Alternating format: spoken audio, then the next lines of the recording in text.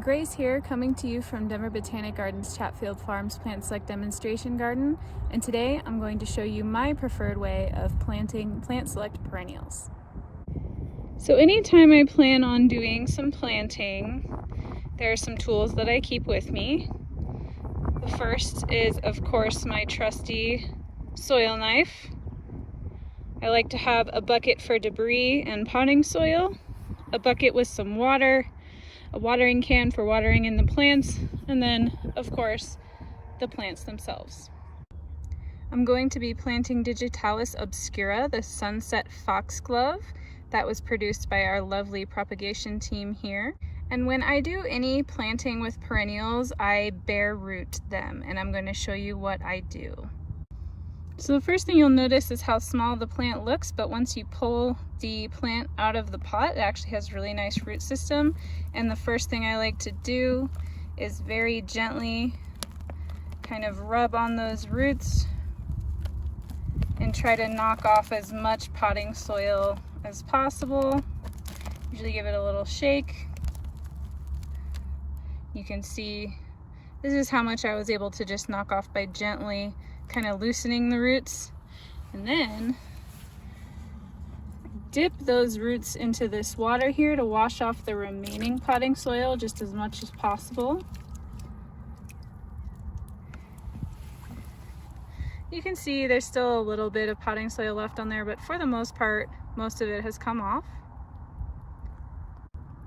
And I really like bare rooting plants. I've had great success with both plant select plants and a lot of native plants that I plant at our prairie gardens here with bare rooting.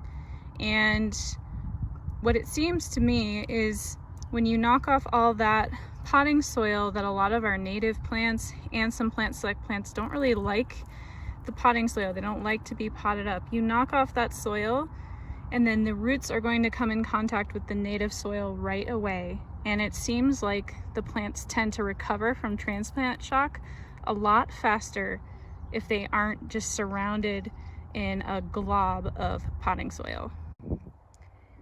You can see that I prepared a planting area. I raked away the mulch and removed any weeds. So I'll be planting within this small space here. So I'm gonna go ahead and dig my hole here. Another benefit to bare rooting plants is your hole that you dig doesn't have to be as big. So working smarter, not harder, right? And so I'm going to gently lay my Digitalis in there, cover it up. That was really quick, and that's it. And then of course, once everything's planted, give it a nice drink of water. Those bare root plants are going to need a little extra water, but I promise you they're going to recover faster from transplant shock. Aside from recovering from transplant shock faster, as well as having to dig smaller holes and working faster and more efficiently, there are many other benefits to bare rooting plants, especially if you're doing any sort of crevice gardening or rock gardening. I encourage you to do a little more of your own research, but I wanted to express the successes that I've had with bare root planting. It's the only way I plant these days. I know it's a little scary, it might be different than what you're used to, but I encourage you to check it out and see for yourselves the benefits of bare root planting your plant select plants. Thanks again for watching, and we'll see you again soon.